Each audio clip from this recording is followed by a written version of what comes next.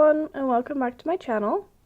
So today I'm going to show you how to do a magic ring, which is essential for making amigurumis.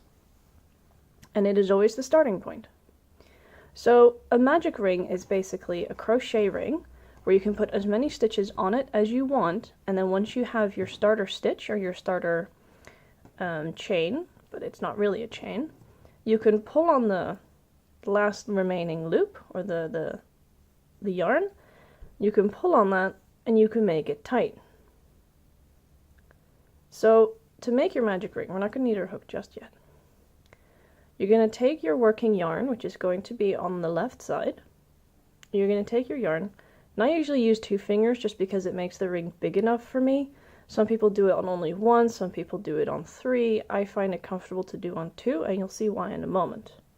So make sure that you have a long tail, and if it's too long, you can always cut it off when you're done.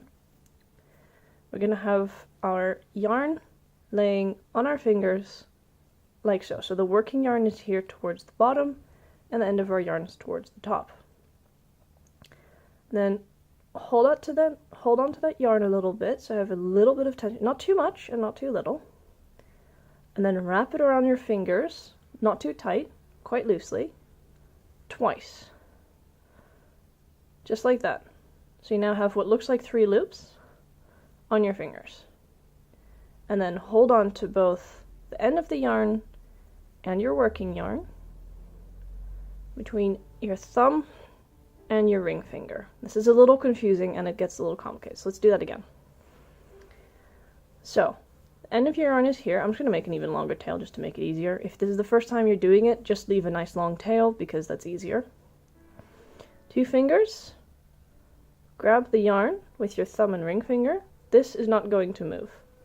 And then wrap it around once, twice. If you find you did it too high on your fingers, do it again. Once,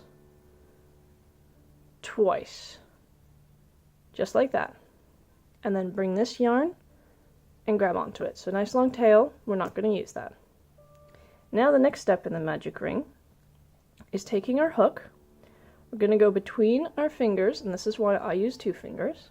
So we go between our fingers. We're going to take our working yarn all the way to the end here. Remember, this yarn is attached here. So we're going to take our hook, take that working yarn, pull it through, and I like to turn it as I go, so I pull it through and I loop it around, just like that. And then you yarn over, you're still holding onto your yarn here.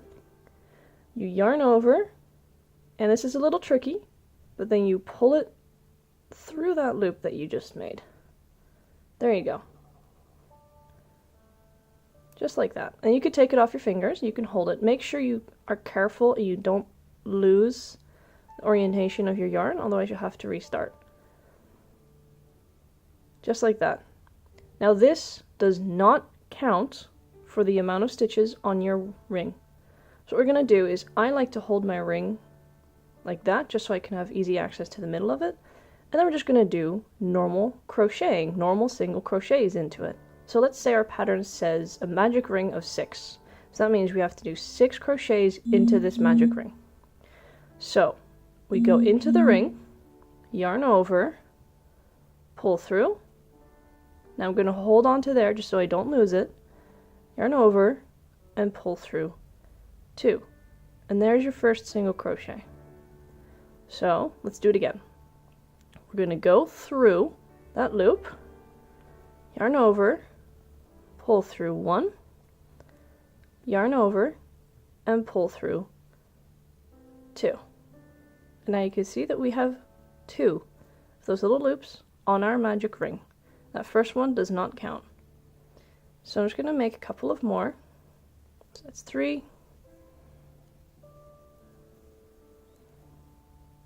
4, 5, and 6. And then the way to count, if you have enough, is just to count that. 1, 2, 3, 4, 5, and that one down there that's 6. That one's a little hard to see because that was our first one. So now we're going to pull our ring tight.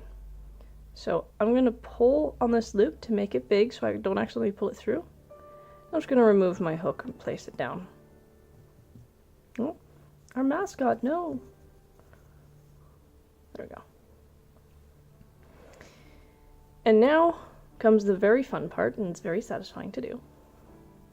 So we're going to take our yarn, our magic ring, and I like to hold it with the stitches towards me, just like that. Make sure they're neat and they're not curling up. And then we're going to pull on the end of this yarn here. So hold on to your stitches right at the connecting point and just pull gently. And as you can see, one of the 2 loops is now getting smaller. So what I do is I grab the loop that just got smaller and I bring it to the front, and then I just give it a tug, and you have to pull on it from the start of your crocheting. So this is where we ended, this is where we started. So pull on it from here, and this will pull the second loop through your magic ring, like that, and just keep pulling tight. There. And then you hold on to your magic ring and you pull on your end of your yarn, and there you go. You have your magic ring. So now we're going to take the hook, make sure your loop is not twisted, put it in here, and pull the working yarn tight again. And here we have our magic ring. So that's 1, 2, 3, 4, 5. This is the 6th one, and that's where we start. So you can put your hook into there. Oh, almost. There we go. You could put your hook into there, and this magic ring often counts as the first row. So now we just continue as normal. Pull through 1, like that, and there you go. This stitch counts as the first stitch in your new row, so I'm technically starting my 2nd row here. And you can see, oh dear, I seem to have done something wrong. I am now working with the end of my yarn instead of my working yarn. So to fix that mistake, what we're going to do is we're going to very gently and very carefully pull that through 1 loop. There you go. Put your hook in, and once your hook is in, you can just pull the rest. Then put your working yarn away. I typically put it towards the middle, and I just kind of hold it out of the way.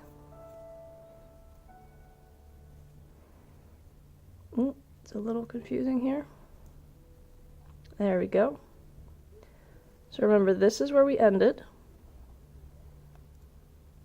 and this is where we're starting the new one. So we're just going to go into there,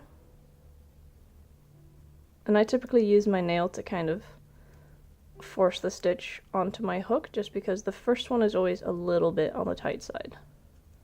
Like that. Make sure you have both loops on your hook.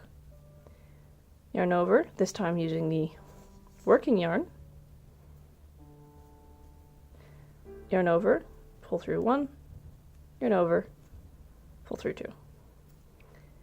And now you can see at the end of your yarn here, this is going to be discarded. So depending, I usually work about 1 or 2 more rows, and then I will snip this off, and that's it, then I'm done.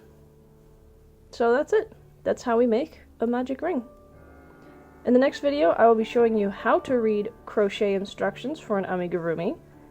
And our first amigurumi project is going to be one of our little mascots. So until that video, I'll see you next time. Bye bye!